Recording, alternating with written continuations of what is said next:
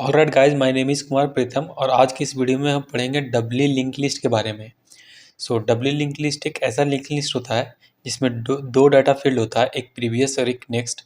Previous पिछले वाले node का एड्रेस स्टोर रखता है और नेक्स्ट आने वाले जो नए नोड है उसका एड्रेस को स्टोर रखता है। तो चलिए हम लोग आज देखते हैं कि डबली लिंक लिस्ट को हम लोग सी कोड के थ्रू कैसे इम्प्लीमेंट करते हैं। तो सबसे पहले डबली लिंक लिस्ट को क्रिएट करने के लिए हम लोग को स्ट्रक्चर की आवश्यकता पड़ेगी। उसके अंदर हम लोग 3 फील्ड को डिफाइन करेंगे, डाटा, प्रीवियस और नेक्स्ट। जैसा कि हमने बताया कि डाटा लिंक लिस्ट का डाटा को स्टोर करने के लिए यूज होगा, प्रीवियस पुराने वाले नोड का एड्रेस स्टोर करेगा और नेक्स्ट आने वाले नए नोड का एड्रेस को स्टोर करेगा। अब हम लोग देखते हैं कि सबसे पहले हम लोग स्ट्रक्ट नोड हेड नाम का पॉइंटर बनाएंगे और उसको अभी नल से इनिशियलाइज करेंगे। फिर हम लोग देखते हैं कि डबली लिंक लिस्ट में इंसर्शन ऑपरेशन कैसे होता है। तो सबसे पहले हम लोग एक इंट टाइप का variable as a parameter pass करेंगे।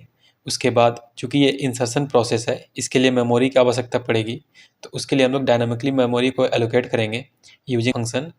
उसके बाद जो भी आएगा उसको स्ट्रक्ट नोड से टाइप कास्ट कर देंगे।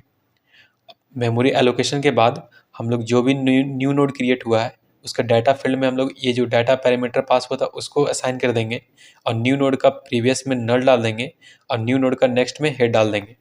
अब अगर ये हेड तभी डालना है जब हेड का वैल्यू नल हो। अगर हेड का वैल्यू नल नहीं है तो हेड का प्रीवियस के अंदर न्यू नोड डाल देना है और हेड को न्यू नोड से कर देना या इनिशियलाइज कर देना है। इसको हम लोग एग्जाम्पल से समझते हैं। सपोज ये 2 लिंक लिस्ट है, ये पहले से मौजूद लिंक लिस्ट है और ये नया लिंक लिस्ट क्रिएट किया गया है।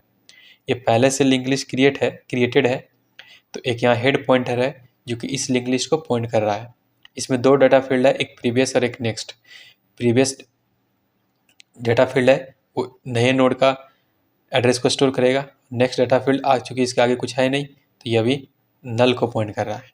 अब हम लोग देखते हैं कि अब हम लोग देखेंगे सबसे पहले कि अगर मान लीजिए कि मेन मेथड से अगर बात करें तो इंसर्ट 1, अगर इंसर्ट 1 करेंगे तो सबसे पहले एक तो नोड क्रिएट होगा डबली लिंक लिस्ट का जो कि हमने यहाँ क्रिएट कर दिया। तो सबसे पहले डाटा फील्ड में जा करके 1 इंसर्ट होगा, तो ये हमने 1 को इंसर्ट कर दिया। अब हम लोग देखेंगे कि न्यू नोड का डाटा के अंदर डाटा इंसर्ट हो गया है, न्यू नोड का प्रीवियस के अंदर नल करना है, न्यू नोड का प्रीवियस के अंदर नल लिखना है। उसके बाद चूंकि यहाँ हेड नल के बराबर नहीं है तो ये वाला कोड एग्जीक्यूट होगा। तो हेड का प्रीवियस के अंदर न्यू नोड को इंसर्ट करना है, तो हेड का प्रीवियस के अंदर न्यू नोड का एड्रेस 200 है, तो यहाँ 200 असाइन हो जाएगा और ये लिंक ये नोड और ये नोड के बीच लिंक क्रिएट हो जाएगा। अब हम लोग देखते हैं कि डबली लिंक लिस्ट को प्रिंट कैसे करते हैं।